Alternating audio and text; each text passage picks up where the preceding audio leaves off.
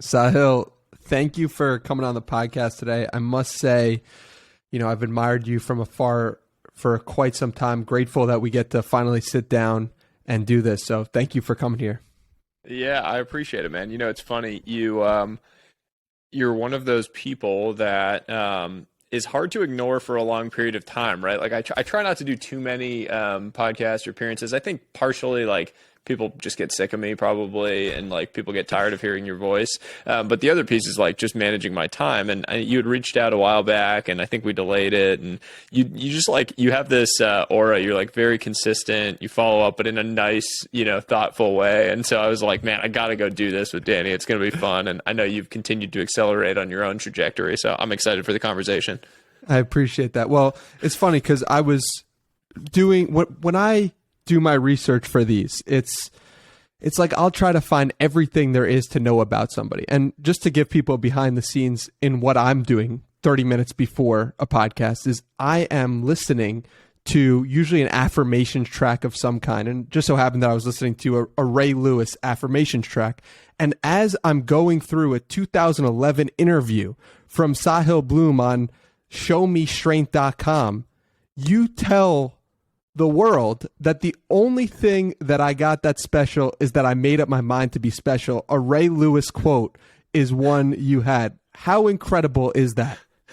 Well, first off, the fact that you went that deep in research is super impressive. But this is Show Me Strength is a good friend of mine. This guy, Chad Rogers, who is one of my best friends in the world. And him and I used to do the dumbest shit training for baseball. He was a professional baseball player, and we would train together in the off seasons, and he came up and he actually lived at my house a few off seasons, and we'd like, it was winter time in Boston. We'd go like bear crawl up a snowy mountain, or we'd go like jump into a river and see how long we could last before we got hypothermia. Like we were doing some seriously dumb shit, and we would listen to Ray Lewis like pump up inspirational speech tracks prior to going and doing those things, or we'd get into an ice bath and like have that blasting while we were doing it to fire us up. So I still have a soft spot in my heart for all of that, and it's hilarious that comes up. I haven't talked about that in years.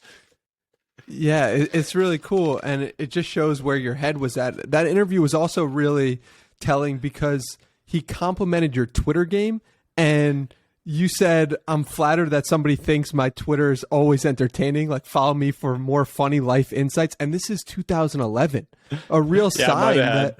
How crazy. I might have had like 200 followers at the time, if that. I mean, that might have been when I started my Twitter, because I was a sophomore in college, and we had made it to super regional. So I played baseball in college, and we had made it to super regionals, and we were going to like North Carolina to play in super regionals. And someone was like, yo, you guys are going to be on ESPN. You should get a Twitter. And I was like, what's Twitter? I don't know what that is. And so I like created the account. I think it was like June 2011 or something around then. And I like my first tweet, I think, was something being like, we're going to be on ESPN at this time. Like, check us out. And like Stanford Baseball's account retweeted it or whatever. And so I thought I was hype. But yeah, that was like the first time I think I had interacted on Twitter. And so it was probably right after that I was jamming with Chad about all that stuff. But dude, I still to this day get fired up by like inspirational tracks like that. There's this one, TCU, Texas Christian University, is this baseball program, really, really good. And they have this like, I don't know if they still do it, but they used to do these really high production quality hype track videos. And there's one like that I would just watch. I mean, I probably hadn't watched it in 15 years. And then the other day, literally like a few days ago, it popped up on my YouTube for some reason, probably because I'd watched it 1,000 times back in the day. And I watched it again, and I still get chills from that shit. And it still makes me want to go run through a brick wall. What do you think that is? What do you think makes you so? Because a lot of people will look at like motivational tracks or affirmation tracks and be like, yo, that's corny. And I certainly thought that for a long time. But like, what makes you attracted to that? I mean, I think there's something about the energy that comes through those things. It's personal, right? Like, it's not for everyone. And is it corny if you zoom out and look at it? Yeah, maybe. But like, if it makes you feel a certain way, who are you to tell me that something's corny, right? Like if it gives me the motivation or the energy to go run through a brick wall, if it's one of these videos or it's Ray Lewis pumping me up, you know, talking about like being a different creature than he was yesterday or whatever, like I love that shit. And if you don't like it, that's totally fine. And if you like Gary Vee and Tony Robbins, like I'm cool with that too. Like some people think those guys aren't cool. So, you know, some people think they're like selling dreams that aren't real. That's fine too. And I don't think those guys care, by the way. But like, there are a lot of people out there who get fired up by that stuff, and it helps them and it motivates them to get out of bed and go accomplish things. And for me, like listening to one of those things every now and then, man, I get like, I still get a little like straight up my spine. I mean, you can see me if you're on the video version, but like listening, I'm kind of straightening up. Like it still gives me that little shock of energy. And honestly, I used to use it because I felt like I needed an edge. I just wasn't that talented, man. And I still don't feel like I'm that talented at anything. But in my baseball days in particular, I was kind of sloppy as a pitcher, man. I was okay, but I was like playing on a really big stage. And so I always felt like I needed some edge. I knew if it was like a little more intensity when I went to the gym, or if it got me a little more intense when I was out on the mound because I listened to something like that before going in, it dialed me in a little bit more.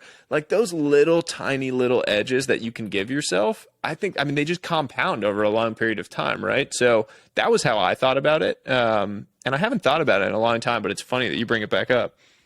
Yeah. Well, I want to talk about, you know, something you did in 2012, the summer of 2012. I believe you were still at Stanford when you were working for a private consulting project at Nike, and you started examining obesity trends in the United States. What was that all about? Man, this is some seriously deep research you did. I'm really impressed. So this is summer, is it 2012 or 2011? One of those two summers. Basically what happened was we went to, it's got to be 2011. We went to Florida State, and it links through to my Twitter career because we go to Florida State. I have a plan, you know, after that season, I'm going to go play on the Cape Cod Baseball League, which is like this big, you know, summer baseball league that, you know, I hadn't had a job during a summer ever because you always had to play, and that was the thing you did. And we go to Florida State for super regionals. I quite famously now gave up a grand slam in one of those games to lose the game. On national television, ball is probably still flying. You know, I'm like really upset after, and I get a text from one of my best friends in the world saying like, hey, don't let that ball hit your plane on the way out. So, you know, you got to have friends like that in your life. But anyway, that happens. And I very quickly was like, I don't want to play baseball this summer. Like, I just needed an escape and something to like step away from it. So we're on the plane flight home, and I go tell our coach, I'm not going to the Cape this summer. Like, I'm going to take the summer off. I need to like get my head right. And not because of the Grand Slam, but just like, I just needed a break, man. For so many years, I'd been tied to it. And so I was trying to figure out what to do that summer. And my dad had been working on this like statistics project, like a kind of consulting analysis project with Nike. And he talked to me, we were talking about it, and he was like, yeah, you know, they're starting to get interested in obesity. They had this campaign that summer for the Summer Olympics, I think, that they were like preparing for it. That was like sort of like anyone can do these things. It was like a campaign that had, it was like Get Out and Move or something like that. And they were starting to do this analysis around obesity trends in the US. And so I basically got to go plug into that project and go do kind of using some of the stuff I'd done at Stanford and statistics and in economics, go kind of like build out some models around what obesity trends might look like in the US if nothing changes. What did you learn? Like, what did it actually turn out to be accurate if you look back on it? Obviously, it was a while ago, so you might not have the most recent data, but do you remember how it turned out? Yeah, the biggest thing was for them, like what they wanted to look at was sort of like a counterfactual of what does this look like, you know, like what does this look like if people start moving more, and what does it look like if we stay on this current trajectory and like trend line, and what's the difference, and like what's the societal impact and the cost that has. And so it was a pretty deep statistical analysis project.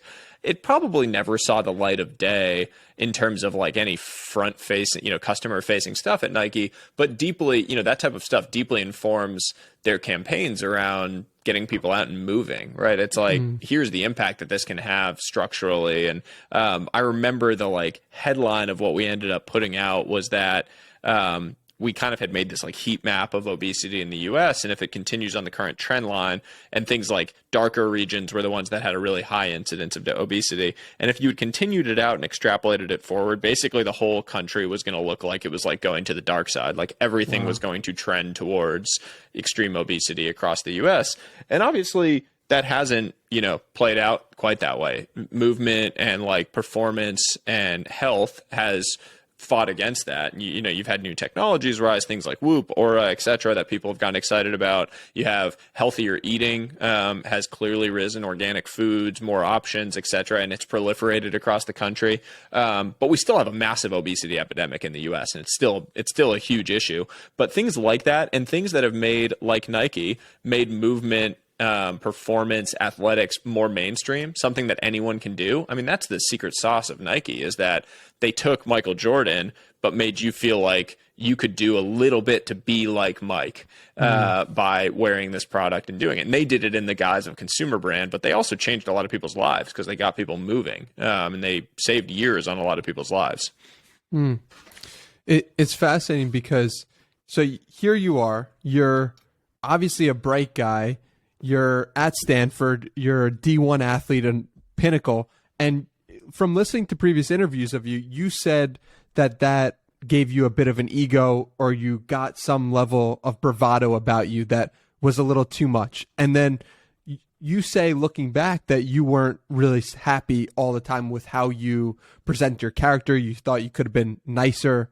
I'm curious, like how you went about loosening the ego that you might have gained from having these incredible accolades at such a young age. Yeah, it's something I've talked about a little bit in the past. I mean, it was more the transition for me from high school to college. So I had grown up in a small town in Massachusetts. I was, pretty smart, did well in school, well enough. And I was a great athlete. Maybe not a great athlete. I was a great baseball player. And so I had kind of from a young age always been, the best one on the team or done well, or, getting whatever honors, whatever was out there. And then I got the scholarship to Stanford, and I had signed that, like my beginning of my junior year. So I kind of fucked around for junior and senior year, like didn't take school seriously, et cetera. And I was just really arrogant, man. And I think part of it was I wasn't comfortable with myself. I was insecure. I didn't really know who I was. Was I a nerd? Was I an athlete? And it led to me just not being that nice of a person. Like, I don't think I was, like a jerk broadly. And I definitely wasn't deep down, but like I tried to fill the, archetype of the like athlete, jock, like cool guy. And I'm not that cool, honestly. Like I'm a nerd. I like am into show tunes and like nerdy shit. But I was trying to be that like cool macho guy that I saw on TV, or that I thought was like how I was supposed to act. And I think it just played out as like, I was just kind of a person that I don't like in hindsight, and with my relationships with my family, with friends, with people that I just interacted with in high school. And even like 10 years later, right, I went back to my 10-year high school reunion, and I had this recognition in going to it that like, man, a lot of these people, 99% of these people I'm going to go see know me as like that guy, that I feel like I'm such a different human being now. And so I was excited to go back and just like hopefully get to know people in a new context and spend time with them of like, look, I've changed a lot and developed as a character. But to go back to your question, so I went in to Stanford with that kind of mindset and personality, right? Like I was going as this like big fish from a small pond, cocky kid, showing up at Stanford's campus. And I've talked about this before, like first day of practice and school, just got like completely punched in the face, academically and athletically. Show up at class and you're like the dumbest one. I have no idea what's going on with the math that we're doing. Show up at practice and like everyone's better than me. And even, it was even subtle things like, we're in the locker room and everyone has their own locker, and there's like a couple people that have to have a shared locker, and it's like the shittiest guys. And I had a shared locker when I showed up on the first day on freshman year, and I was like, whoa, I'm not like the hot recruit. I'm the random guy from Massachusetts, and there was like a punch in the ego face, right? Like you can't have a big ego when you're like one of 3 guys in the locker room has to share a locker, like including like an equipment manager or something, right? So very quickly, I got that knocked out of me, and I would say over the course of my time at Stanford, grew into a different person, and it took, it was like the shock, and then it, took over time for you to develop into who you really think you are. And for a long time, I'd still defined myself around baseball. And for those first few years, I was like, I'm going to go play professional baseball and I'm going to figure out a way. And I was kind of on that path and then got hurt. And that was like the next punch in the face, if that's the common thread, of having to like have that shock to the system and then figure out what's next. In that you just talked about, how you're a nerd and you're playing this role as a jock. And it's funny because I think identity is such a key piece of your story from looking at the outside in. You have Indian and Jewish parents. You count yourself as a nerd and jock. And in that piece that I was referencing, the 2011 piece, you say, I am a nerd and I'm not afraid to say it anymore. So it did indicate that at one point you were afraid to say it, which is interesting just looking into the psyche from that perspective. I mean, when in school growing up, and when you're a kid, you're sort of taught that being different is bad. And I think about this a lot because, I have my first kid due in about a month, little boy. And I think a lot about like, what do I want him to do differently? And how do I want him to be different from me? Because I think, my life is hopefully turned out in a way that I'm very proud of. And today, where I sit today, I'm really proud of the life I've built. But it wasn't always that way. And it was a winding path, and there was a lot of struggle along the way, and things that were formative to where I am today, but also things that I would definitely do differently. And so I've thought a lot about like, what are the things that I want my child to embody in the principles? And one of them is just like embracing being different. Because when you're a kid, it's so hard to embrace being different because you want to just fit in. You don't want to stick out from the crowd. You want the other kids to be like, know what bucket you fit into. But I just think that is so dangerous because you end up just putting yourself into a bucket that might be very different from you. Like, I mean, in hindsight, there were these like nerdy groups of kids in high school that were so cool, and they were thinking about really fun, interesting like technology stuff or Pokemon cards, whatever it was. Like they were just passionate about something, and I think that is so cool. When someone is interested in anything, I think that is so cool today. But at the time, I was like, nerds, like I'm the tough guy, big jock, whatever. And it's just like, it's stupid. It's stupid in hindsight. And I part of it is just maturity, right? You grow up and you realize. And I also think it was a sign of the times. I do think to some extent, nerdiness has become cooler over time. And I think in 2022, where we sit today, we're actually living in an era where like these types of behaviors and things are now cooler than they were. I think like I was probably in the last era of the like 1970s version of high school archetypes, or 50s, 60s, 70s, where it was like the jock and the Letterman jacket. And then you had the like pretty cheerleader, girlfriend that you had to date. And that was the cool thing. And like, by the way, that girl is now my wife and we're married, and like both of us are very nerdy, and it worked out okay. But it's just a funny thing, because I do think the era has shifted a bit now, where like kids that are nerdy and are really good with computers and really good with, games and gaming or whatever are actually a lot of the cool kids now, in a weird way. So what did your friends from the 10-year reunions, what was that actually like? And did you make friends with people who you otherwise would have bullied? Yeah. I mean, you'd have to ask them for sure. But I had a blast at my 10-year reunion, and I specifically spent time with the people that I didn't really spend time with when I was in high school. Like I wanted to really get to know and like show a different side of myself, and that kind of knew who I was, like who I actually was deep down during all those years. But now that I was finally proud enough and comfortable enough in my own skin to let that side of me show. And that was what I wanted to do. And I wanted to spend time with those people. And I got to do that. And I hung out with a lot of those people, and I was so blown away by, what all of them were up to, how they had all stayed close. Like one of the things I noticed was those kind of like nerdy cliques that had existed that I made fun of when I was in high school had stayed super close, and they were still really good friends in this new phase of life, where like me and my like jock friends, we had all kind of gone off and were like not friends anymore and doing different things. It was like the friendship was more surface level almost relative to what those groups had. And so it was a really interesting dynamic to me. I also got way too drunk because we were just having a fun time, and it was right before COVID. It was like November 2019. And had a blast. But I do think, I mean, like, it was just a very interesting kind of point in time relative to what I felt like I was like in high school, and I don't know, somewhat cathartic in a certain way. Were there any particular practices? Obviously, maturity is one factor that played a role in becoming a more whole person, kinder, and secure of yourself. But I'm curious if there are any specific practices you could point to and say that practice made me more me. It's a great question. I don't know if it's a practice as much as a just reality, but spending more time with people who you are comfortable being your whole self around is a complete game changer in life. We spend so much time being performative, and spending time around people where we are being performative, whether we realize it and appreciate it or not. And the second that you distance yourself from those people and embrace the people where you can just be your whole vulnerable, funny, nerdy, weird, quirky self, that's the second you start really growing as a human being. And it's sort of cliche and it sounds, corny maybe, but it really has played out and is true for me. Like the friends that I have now and the people where I feel like I can just be honest about random things I'm wrestling with, things I'm struggling with.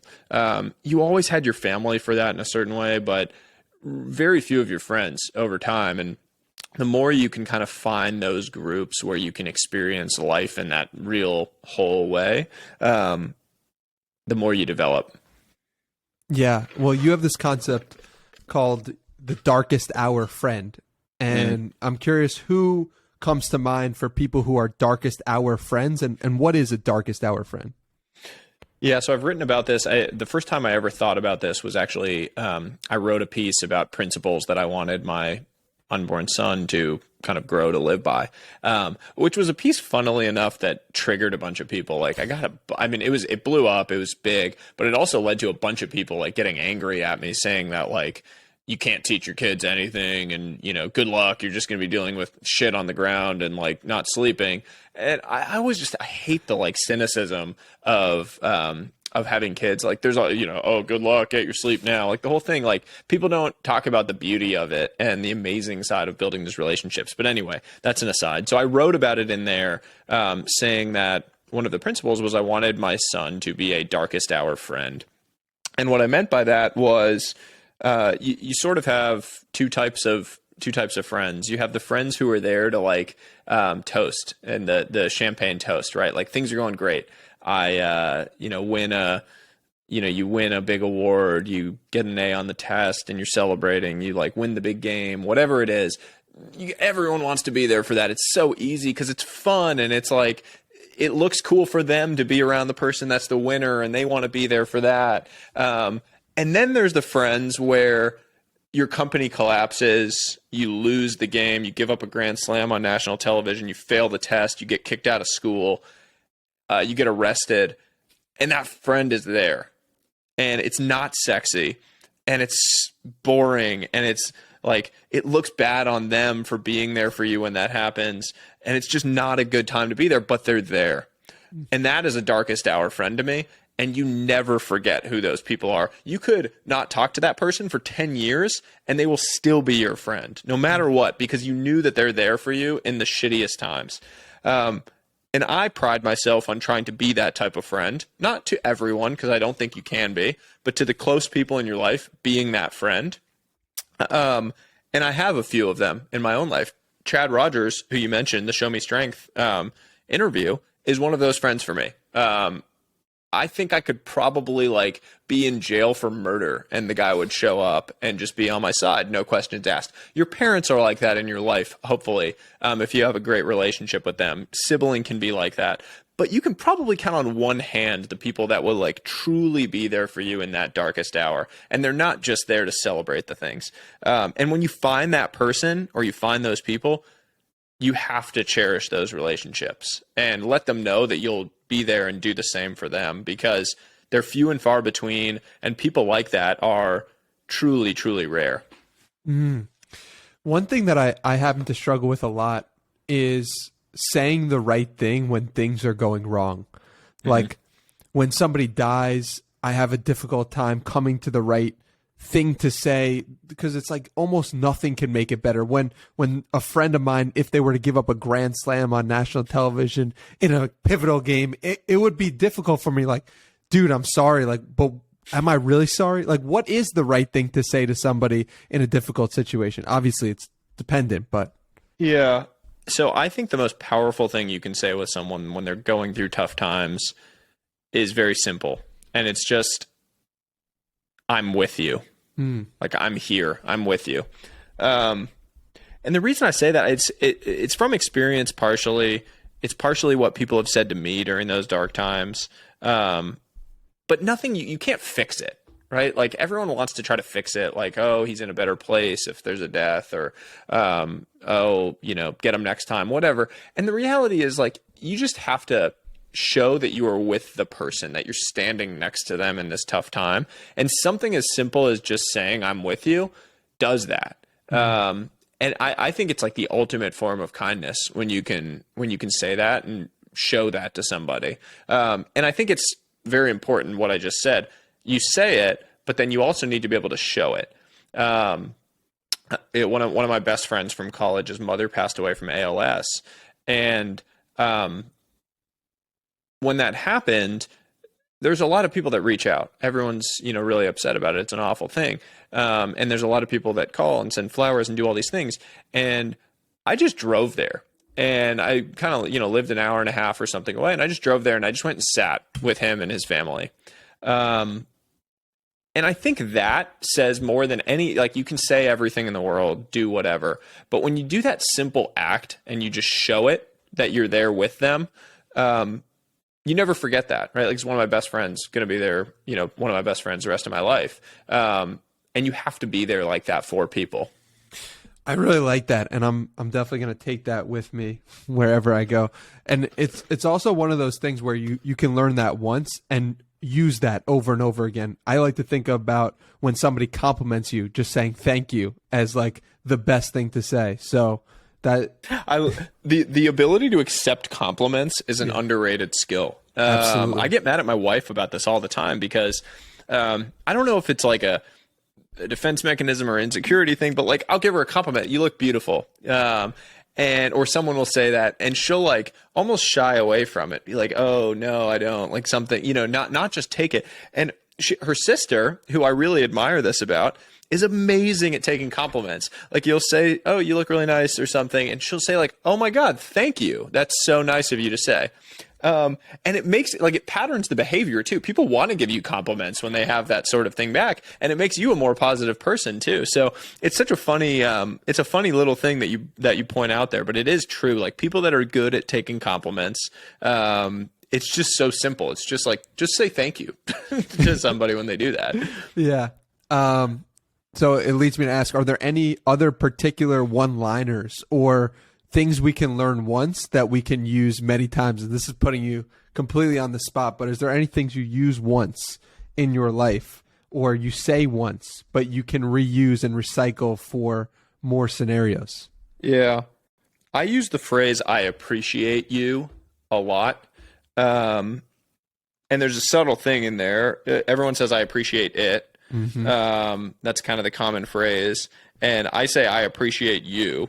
And I learned it I picked it up, actually. I didn't learn it. I picked it up from a friend of mine, this guy, Tyler Gaffney, who is probably the most insane athlete I've ever been around. He has 2 Super Bowl rings with the Patriots, also played professional baseball, one of the groomsmen at my wedding. Totally crazy guy, like hilarious, probably the coolest person, like actually cool person that I've ever met in my life. Also one of my darkest hour friends. I think I could count on him in any situation. But he always used to say, like, I appreciate you.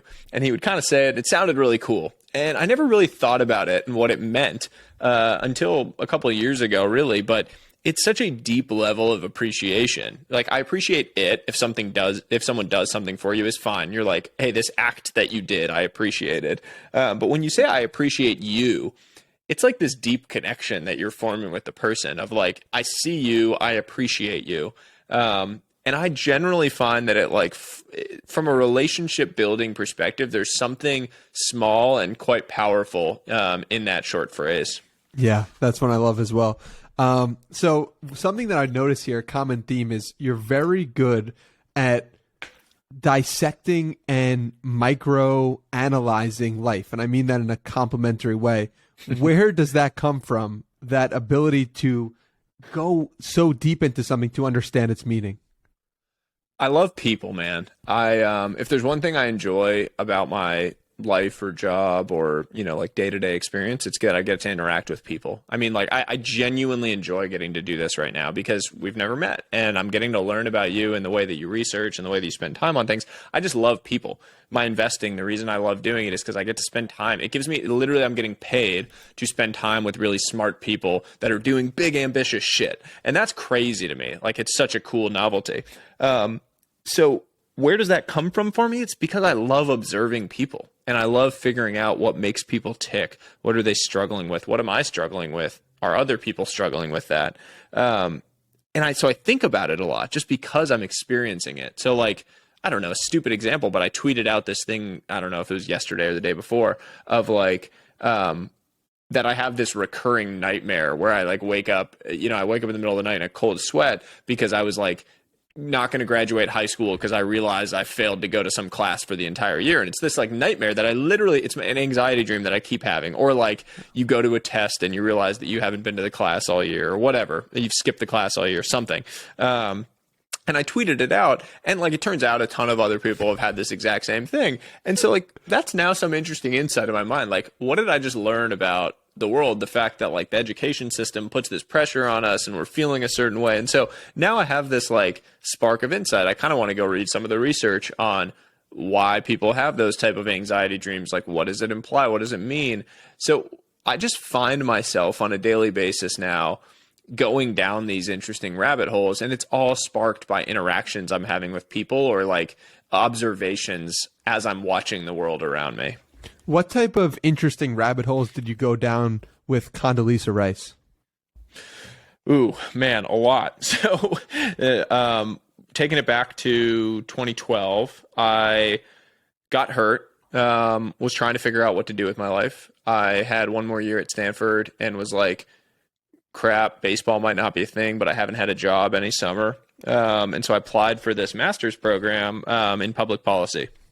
And I got accepted, and you need an advisor for the program. And I kind of like taking big swings in general. I'm like, why not? Worst comes to worst, you miss, and best case scenario, something good happens. And so at the time, Condoleezza Rice, you know, former Secretary of State and former National Security Advisor, was back and teaching at Stanford. And she would teach one class a year and was a researcher and professor at the Hoover Institute at Stanford.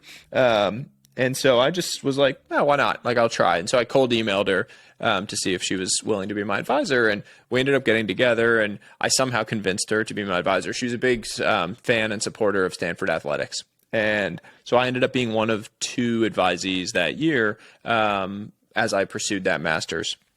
I ended up taking her course that year, which was probably the most fascinating couple of months of my life that I've ever had, right? Because it was like a lecture, it was like a seminar type format. And then at the end of it, there was a 48-hour simulation. And the simulation was basically you each get a role, and you have to go through like a crisis simulation of global affairs. So like, I was part of the Iranian delegation, There was like the Russians, there was the Americans, there was the British, etc. And it was like the simulation was around a war crime that had taken place in Syria, and it was like the UN has convened, and you're going into all of these side rooms and debates to figure out what is going to be done about this. And it was like a real life. You got woken up in the middle of the night for the simulation, like Wow. you got a call and you had to go and show up at this thing, and it was like an entire experience built around it. Really immersive. And that was amazing. I was like, at Stanford, I was the dumbest person in that class. Everyone else had taken a ton of foreign policy and knew all of this stuff. I was drinking from a fire hose, and I was quite literally the dumbest person in the class. I'm not just saying that.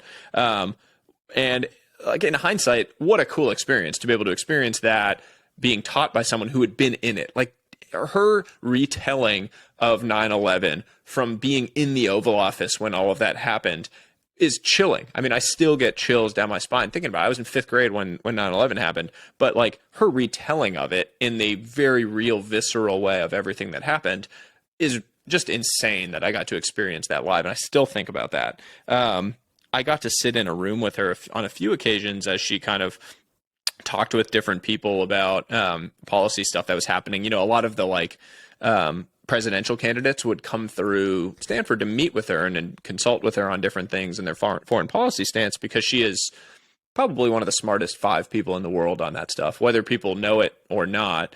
And still to this day, probably the smartest person I've ever been in a room with. But just sitting there and listening to her wax on these different topics of foreign policy and the unbelievable domain knowledge that she has around all of these things is remarkable. I mean, the last thing I would say about Dr. Rice is love her or hate her. There are a lot of people who dislike her for everything that happened in the years after 9/11 and in Iraq and Afghanistan, for decisions that were made by the Bush administration. Fine. Totally understand politics, polarizing.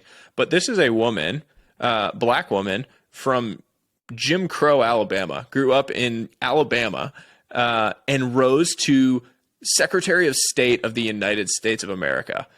I cannot understand someone not respecting her. Unbelievable intelligence and just an incredible story of her life trajectory of how she grew up and did all of those things. So I have nothing but the utmost respect for her, and think she's a truly amazing person. Whether you love or hate her politics is a completely separate thing to me. Yeah. I'm really curious about what you sent in that cold email to her. I think I probably relied. I mean, I always we could pull it up. No, I don't think we can pull it. I don't know if I still have my Stanford emails. It's a good question. I might be able to reach out to her and see if she finds it. I've had 2 big cold email successes in my life. I think that was one. That one wasn't like quite as crazy because you have access to everyone's email through the Stanford email network. And I think I probably relied on being an athlete, and I knew she was a big supporter of athletics. And so I probably counted on that. She was also advising my friend Chiney Ogwumike, who now is a star WNBA player and amazing. She's like on, with LeBron James and all this stuff. But she was advising her at the time. And so I think I was like, oh, Chiney's my friend, and sort of used what I had as assets. My other real cold email success was with Tim Cook, the CEO of Apple, who I had met and spent time with at the gym. But I literally guessed his email address the first time I did it. And sent an email, and it turned out to be right, and led to, what has been an amazing, amazing relationship. Wait, so how I understood the Tim Cook story is that you both met at the gym at 5 a.m. every day, and you guys formed a friendship like that. But what's the additional part of the story? Yeah, so that is true. So for about 6 months or so, we had been 2 of the 10 people that worked out at the gym early in the morning. He has the most insane work ethic of anyone in the world. Like, he's the CEO of the biggest company in the world, or close to the biggest company in the world, and he still wakes up at 3:45 every morning. And like, if you're one of his employees, you're just not going to work harder than him. Like, just give up. He's unbelievable work ethic, and also extremely fit, by the way, like jacked. And I had gotten to know him for a while. I was talking to him this one morning, and, we were just gym friends. And I mentioned this article that he had been kind of cited in, or an interview he was in, and he hadn't seen it yet. And so then I got to the office later that morning, and I was like, oh, I should send him the article. It's kind of a natural follow-up. He hasn't seen it. But I was like, I don't know his email address, so let me just take a shot at it. So I sent him an email, and just guessed. And I was like, hey, guessing your email here, hoping this is right, just, following up, sending you this article. And he replied like a minute later saying like, you guessed it right. If you're as good with investments, I'm in, or something like that, because he knew that I was in the investing world, like some kind of, funny response. So hilarious, but that ended up kind of leading to, much more interaction over the period to follow, obviously. There are so many high profile people in your story who are just like loosely related or directly connected to you in some respect. And I'm going to ask you about it. I have a feeling you're going to bring up the surface area and you increase your luck surface area.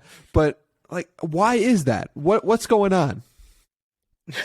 It's a good question. I mean, I think the biggest thing, I asked him this at one point along the way too, of like why he had supported me in the way that he did. You like has done a lot for me over the years with like bringing me into different events or different circles or different things. And I think I'm just like, I never wanted anything from these people. And people in high positions that have achieved great things, whether it's Dr. Rice or Tim or other people in these high positions, everyone is transactional with them. Everyone, because they've reached that pinnacle where like, if someone's coming up to them at the gym, like when Tim kind of rose in prominence, he had to stop going to the gym because people would approach him every morning being like, hey, my startup idea, like, do you want to invest, or does Apple want to do this? Or like, I'd love to have a job at Apple. And everyone is short-term thinker. Everyone is transactional. And that's what those people experience, is like 99.9% of their interactions are that. It's a reason why those people typically don't make new friends later in life, because it's really hard to figure out if someone just wants something from you. I never wanted anything from these people, genuinely. Like, I've never wanted a job at Apple. I wanted to learn. I wanted to be around smart people and just absorb. And that still is what I want to do. Honestly, like, investing gives me a way to do that because I get to be around smart people. It's what I get the most energy from. It's what I will be excited to do until the day I die, is just spend time around smart people that are thinking about interesting things and that I really admire and look up to. And I think that's why I've, been able to spend time with these types of people, is like, I never wanted anything. I wasn't looking for a job. I wasn't looking for some transaction or something. And maybe something ends up coming from it way in the future and you end up working with the people, but like, that was never my going in intention. And I think these type of people can sniff that out a mile away. Like, if there's a game being played, quote unquote, they know it because they've seen every variation of that game over the course of their life. And I even feel it now, right? Like, when people approach me, there's people who you're like, oh, they're looking for some trade and they're trying to do something. Sometimes those trades make sense, by the way. Like, sometimes if I'm going to get compensated enough for that trade, maybe I make it. But for the most part, I'm not interested in playing transactional games anymore. Like, I don't have that much time on this planet. I don't have that much time in a day. So why am I going to play transactional games with some random person? Like, if someone DMs me and they're like, hey, love to have you, retweet this or whatever. Like, it'd be great. That's kind of dumb, right? Like, no, that's probably not how you're going to get me to retweet something, versus a much, different approach to it that's more genuine. So I don't know. That's probably what I'd say has been the case for me. What are some of the best ways to approach you or just people like you in your position? Like, how does one, and also the rebuttal I want to give, or not the rebuttal, but the perspective is like, it might feel to some people like what you're at, the place you're at and the place you were at is not them, right? You're like, Stanford baseball player, I've got connections, I'm smart, your dad's a Harvard professor, incredible. So like, what do you say to that person who doesn't have the starting position as you? Yeah. Well, I mean, I agree with that to some extent, right? Like, I think that these connections are from, like, you can create value for people in some way. And part of that value I was creating was that I, had done some things, and I wasn't like taking a shot on, someone random, right? Like, I was sort of a known quantity in some way, perhaps. But I didn't grow up rich. I grew up like firmly middle class. My dad's a professor at Harvard. You know, we had a great life. Everything, you know, I like went on vacations. Things were good. But I grew up around rich kids. Like I grew up around the hedge fund kids who their parents had way more money. I mean, my parents are still working. Like they're not retired, living on a yacht somewhere. And I didn't grow up with a ton of connections. Like none of these people were because my parents had, you know, some relationship or some connection. This was like me. I just was around people and spending time with people. And so, I mean, what I would say is find ways to create value for those around you. The people that I've built real relationships with on the internet that have like reached out to me cold, it was because they created value for me in some way. Like, hey, I made this like visualization thing for you.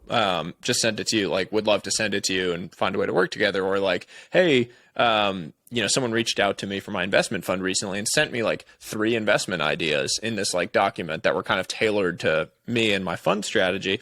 And I was like, am I going to do a call with that guy after he spent that much time doing that? Hell yeah, I am. But if you just say like, hey, would love to intern for you. Okay, I get 200 DMs a day. How am I going to, you know, how is that going to stand out? And so I think you have to find a way to create value for the people. I don't think geographic proximity matters anymore. In all of my instances, it did. You know, I was at the gym every morning. It happened to be in Silicon Valley. There's a lot of smart people there. By the way, like Tim was one of them. The other people that were in that like, 5 a.m. crew, it's insane. Like if you run through the roster of some of those people, it's like one of the heads of one of the biggest investment funds in the world, several world-changing entrepreneurs. It just so happens that I talk about this in the context of Tim, but I have relationships with a bunch of those people because I was there. And so you bring up the point of like serendipity surface area, luck surface area. I'm a big believer in that. Like you have to, I wouldn't have ever met any of those people if I hadn't been up at 5 a.m. going to the gym every single day. So it's luck that I met them, but not really. Yeah. But yeah, I mean, I think it's a fair pushback, but I like the opportunity playing field is definitely becoming more balanced over time. Technology is doing that to the world. It doesn't have to be that you grew up in Greenwich, Connecticut, and grew up going to country clubs and rubbing elbows with all of these rich people. Does it still help? Yeah, absolutely. Unfortunately, will it in 50, 100 years? Maybe not as much, actually. And I think anyone can kind of break into these rooms if done thoughtfully in the right way. What's the equivalent today of going to the gym at 5 a.m. in Palo Alto or San Francisco or Silicon Valley? Like, what would you do today if you're talking about that situation in 2022 to show your hard work, grit, and to put yourself in the room with the right people? I think creating consistently on the internet is the modern day version of that. I think writing, what you're doing, like, recording things, putting ideas out there, putting yourself out there, putting yourself in the arena, as I like to think of it, is the modern day equivalent of doing those things. Because now you're not actually geographically constrained. Like I can literally reach anyone in the world. And I can talk to people from all over the world, assuming language isn't a huge barrier. And that's amazing. And that comes from putting your ideas out there. I mean, like, Packy McCormick is a friend of mine. He was like, a random employee at this startup that ended up kind of not going so great. He was trying to figure out what to do next. Started writing. Turns out he's an amazing writer and is able to write in depth. Now he's got a $50 million investment fund and he has 100,000 subscribers. All of these amazing investors are investors in his fund or collaborating with him, and literally in the span of 2 years by writing and putting things out there. And I don't think anyone can go do that. But it's an example of like you can do that, and the only limiter is your consistency, your intensity, your focus on these things. And those are all pretty controllable. Like you can get better at all this stuff. If you go read like my early pieces on Twitter, they're kind of garbage. Like in May of 2020, when I started really taking it seriously, I had 500 followers, started writing. You go read some of the early ones in my like thread of threads, they're like clumsy, the wording's not great. It's not like when I look at it, I'm like, oh, it's kind of cringe that that's still out there. Because you just get better over time, but it's like you have to get into it to get better. How do you know if you have the chops or you should be playing in that arena? Or is it just like everybody should be creating? I don't think you know until you get in there. That's the thing. Yeah. And it's like, it's so much easier to just stay on the sidelines and talk shit. You got everyone on Twitter just like, all the anonymous trolls that like, no matter what you put out, they're talking shit about it. Cause it's so easy to just like dunk on someone and get like 8 likes and think you're the man cause you got 8 likes for dunking on someone. Or like, the quote tweet troll accounts, or like people being like, this is embarrassing, keep this on LinkedIn, whatever. And you get like 17 likes and you think you're awesome. But like, it's way harder to put yourself out there and do the thing that gets dunked on and then keep coming back and then do it the next week and then do it the next week and the next week and the next week. I mean, like people ask me, how did you build this big following? And I'm sort of like, yeah, there's these principles, these frameworks, these things that you can do, ways to approach it. But I've also written 250,000 words on Twitter over the course of 2 years. So like, yeah, you want to know the secret, you want to know the hack, you want to know the shortcut. Well, the shortcut is that I like just fucking grinded, and every single weekend I've put something out since May of 2020. So like that's the secret. and the answer is not a fun one for people because it's not easy. Like everyone wants the shortcut. Everyone wants the thing that makes it easy to get from point A to point B, but there's no easy way. And if someone tells you there is, you should probably run the other direction because they're selling you some fucking snake oil. We're going to clip that and post that all over Twitter. One thing I want to talk to you about is something you've mentioned in the past, which is your zone of genius. You say you're operating today in your zone of genius. This is a term I heard originally from Gay Hendricks. I'm curious where you heard it and how you define zone of genius. Yeah, I heard it originally from Naval, either in a podcast or like some tweet or something that he put out. I actually wrote a piece on it without realizing that Gay Hendricks was like the founder of this idea of zone of genius, and then felt quite bad because people like said, oh, you should have cited his book, and I didn't know there was a book on it. Great minds think alike. So yeah, I need to actually read the book. Someone sent it to me. So zone of genius, as I think about it, like it's a pretty dynamic concept. Like I think the zone of genius is important. I also think the other zones are very important to be aware of as you kind of think about it. And so zone of genius to me is like, really it's like your sweet spot. It's where, your interests, passions, skills kind of align and you find that synergy. I don't think you're ever there, by the way. I think it's like a percentage that is there. I'm probably 80% now within it versus like 20% maybe 2 years ago. The thing I think traps most people, which I've talked about recently, I put it in my newsletter last week, is the zone of excellence, which I actually think is more interesting potentially.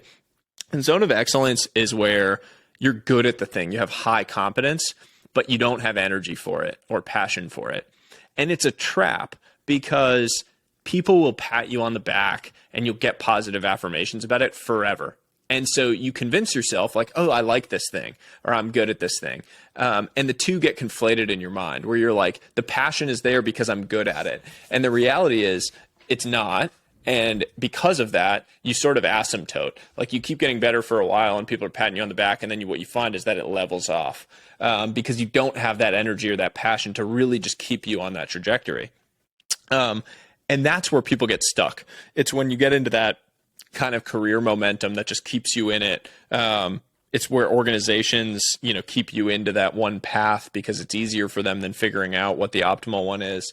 And it's dangerous. And I was sort of in that. Like I was on a good trajectory at a great place with great people, but it wasn't where my energy was. And so I was going to, and I would have, honestly, if not for COVID, I would have just stayed and probably like woken up at age 60 and been like, what the hell did I just do? Wow. But it probably would have happened if not for the like spark to change, because it's very powerful and it's magnetic to just keep you there. But when you find the zone of genius, when you find that you're playing a game that you're like, you love playing and you're uniquely well suited to win, it's such an amazing thing. And you immediately know it. You're like, this feels easy. I'm out. You're like, it's the baseball equivalent, like the sports equivalent is you feel in the zone. People always say that, like everything gets just dialed in. But there's that feeling where you're like, you're doing something and you're just like, holy shit, I get to do this for a living. And what a cool thing if you get to do that. The organizational side of this that I find very interesting is that companies have yet to figure out that you sort of need to do a mapping of this across your organization, because you need someone whose zone of genius it is to like do the gritty back office stuff that maybe you hate. Like if you're a CEO and you love the sales and the customer facing and the fundraising and all of that, and you hate the like ops, warehouse, efficiency, all of that stuff, you can't just like grind away at that. I was having a conversation with a close friend who's at a company that's raised at a $500 million valuation. They're amazing, like rocket ship. He was telling me he was feeling really down and really drained. And what he realized when we were talking through it was that it was because of that. He was spending all this time on these time draining things because he didn't have a team member whose zone of genius was those things. And so what I told him was like, you have to find that person, the person who has that complementary zone of genius skill set where they're going to love doing those things and they're going to nerd out on the operational efficiency and the ops while you nerd out on the customer facing stuff that you love and on the sales and the fundraising, etc. So I think that is like the next frontier of this. It's not just you defining it, but then take it to the organizational level and think, how do I build a team that has complementary zones of genius? What are some ways we can figure out or realize when we are in the zone of excellence and we are actually on a path that is not good? So if COVID didn't happen, what could we have done to wake up to our truest version or our zone of genius? I mean, the biggest thing is awareness with this stuff, right? And so what I find is that people tend to not ask the questions when you're experiencing comfort.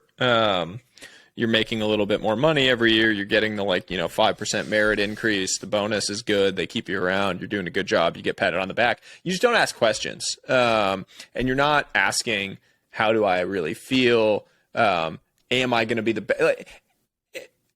I need to pause and just say this. This isn't for everyone. There are a lot of people out there, and I think this is great. I don't think there's anything wrong with this. There are a lot of people out there who what they want out of a job is to be able to make enough money to provide for their family, spend time with their kids. And that is, they want to work 9 to 5 or less and make enough money so that they can, take a couple vacations a year, take care of their kids, have retirement, and coach their kids' teams and be around for all of those things. I think that is fantastic. And if that's what you want out of your job and you can be productive and do that, I think that's the best thing in the world. And if that makes you happy, that's amazing. There are some people who I probably would bucket myself into this. I'm very big thinking. I want to impact 1 billion lives. And I have no reason for that. I don't think it makes my life any more meaningful, by the way, because in 2,000 years, no one remembers any of this. Jeff Bezos, in 1,000 years, probably no one remembers him realistically. There's something, we all die, humans are dead, whatever. No one's really getting remembered. I think it's silly actually, but that's what I get energy from. And that's what makes me get excited to get up in the morning. And so if that is the case for you and you're kind of wired in that similar way to me, then I think it's really important to think about this stuff and to be hyper aware of where you feel like you are on a daily basis and to evaluate how you're feeling and, are you getting energy from the different activities during your day? Do an energy audit and color code individual things during your day. How much time did you spend in things that you found energy creating versus energy draining? I think that's important, but it's not for everybody. And I don't think we need to make it for everybody either. So it's just an important thing to say in general. I love that. And I also love the caveat. You mentioned before that you're at 80% in your zone of genius. What would it take to increase that? What do you think you need to do to increase that to 90 or 100 or 81 for that matter? More time leverage, find more leverage on my time, bring people on to do some of the things that I think I'm spending time on that I'm not, excited about or particularly well suited to do. Little things, right? Here and there, different stuff on the business. I have a bunch of different business stuff, some of which I talk about publicly, some of which I don't. And on some of those things, there's back office basic stuff or research things or email stuff that I mean, it's just not a great use of my time and it's not something that I get a lot of excitement around. And so there's some percentage of my time when I just have to do those things to keep the lights on and keep things moving and the trains running. But could I hire someone, and spend that 20% either with my wife and with my son someday or redeploy it into something that it really is high time leverage for me? Yeah, probably. And so that's how I would think about it. But man, does 80 feel good relative to 20 a year ago. Holy hell, man. I mean, every morning when I wake up, and I'm like at least pretty excited to take on whatever it is that I have during the day. Like, I got to today, we filmed an episode for our podcast earlier and had like a really fun, cool discussion. And now I get to do this with you. I'm like, getting to have a few calls with a few founders. And I was just like, this is cool. Like, I have a really cool day. And then on the flip side of it, if I don't want to do a call for a week, I don't have to do a call for a week and I can basically cancel everything. And that is such a luxury too. And so I'm sort of in the space now where I'm just appreciating the 80 and I'm not stressing over like getting that last 20 as much, because it feels like such a difference from where I was in my life a couple of years ago. Yeah, I love that. So you have so many different buckets of your life. You got Twitter, you got businesses, you got your own podcast. Your head, it seems like, is in a million different directions. How do you maintain some level of singular focus while you're in one task, not to think about things that are going in a different task? I force it. I'm really bad at that. I'm a big believer in like figure out what you're bad at, and rather than trying to get better at it, just engineer around it. Basically, like just like jerry rig it. And maybe it's not the right long-term solution. Maybe you should try to get better at it. But like, for example, I'm really bad at not checking my phone. Like, so I've got my phone sitting here. When I'm writing or when I'm focusing on something, I know that my tendency is like, it'll light up or something will happen. And I'll just be like, oh, just 1 minute. Let me just check what happened on Twitter or whatever. And I'll look. So I just engineer it, man. I mean, like when I'm going to focus on something, my phone's in another room, like completely out of my face. When I read things, I read on an iPad that I don't do any work on. So it's a completely separate device than where I do my writing and where I do my work, so that I'm not tempted to like respond to emails on the iPad and stuff. I don't even think I have my email connected to my iPad. So it's literally just for reading. When I'm writing something, like it's on a focused screen so that there's nothing else in front of me other than what I'm writing around. So I know that I'm bad at that and that I'm prone to getting grabbed in different directions. Like if I have Slack up and I hear it, it's going to go grab me and I'm going to be like, oh shit, what business thing is going off the rails, or like, what's the issue? And I'll go jump to that. So I need to like engineer focus in a very visceral way. It sounds like designing your environment, both digitally and in the physical world, is important. Are there any other design focused improvements you've made in your life that have significantly benefited it? I don't know about design focused. The one that really has benefited it is more walks, and more walks without technology, I would say has been one of the biggest ones. I've written about this on a few occasions kind of loosely, but like taking a walk if you're ever feeling stuck, if you go out for a walk for 15 minutes with no technology on you, like not listening to music, no podcasts, no phone, whatever, I guarantee maybe 99% you will feel unstuck when you come back to your desk or wherever you're working. It just works. And I think I would bucket like a walk, a hot shower, and probably like a drive in silence into that same bucket of ways to get unstuck. It just works. There's something about it, like your mind flows a little bit free, the fresh air, something where it just works. Like there's no secret that you have your best ideas in the shower, and there's a reason for that. I carry around this little notebook, like a little moleskin notebook, when I go on those walks, and that's all that I have on me. And like, I mean, I can literally open it up. I don't know if this is like video, but I'll like, I don't know if you can even see that. It looks blank. But basically, I'll like jot down notes while I walk, and it's really hard to write and walk at the same time. So the handwriting is shit in there. But I mean, that's what I'll do. Like I'll go out on a walk and random ideas will come to me and new sparks, whatever. But I will always come back to my computer and feel refreshed and that I have some new ideas or insights. So I don't know if that's environment engineering, but it's certainly like systems engineering. Yeah. One thing that I used to do is carry around a tape recorder while walking so that the handwriting didn't get lost. But those are all great insights and great ways of being. I think that's a great place to come to a close, Sahil. Is there any place in particular you would like to send the people to let them know more about you? Sahil Bloom on Twitter, of course, the Room Where It Happens podcast, but where should we send people? Yeah, I mean, I've got, the Twitter at Sahil Bloom, got my newsletter, which you can find through my website. It's sahilbloom.com. And I don't know. I'm around, man. I'm not the hardest person to get a hold of or find, and you might see a lot from me over the coming years. I hope. So we'll see what happens. I really appreciate your time, though, man. This was great. It was a fun conversation, and hit on a bunch of different things that I don't feel like I've talked about on other shows. So I appreciate that. Yeah, I appreciate you. Hope we'll be seeing much more of you in the years to come. Thank you for being here. I saw that. I appreciate you right there. That's good, man. Great. Talk soon.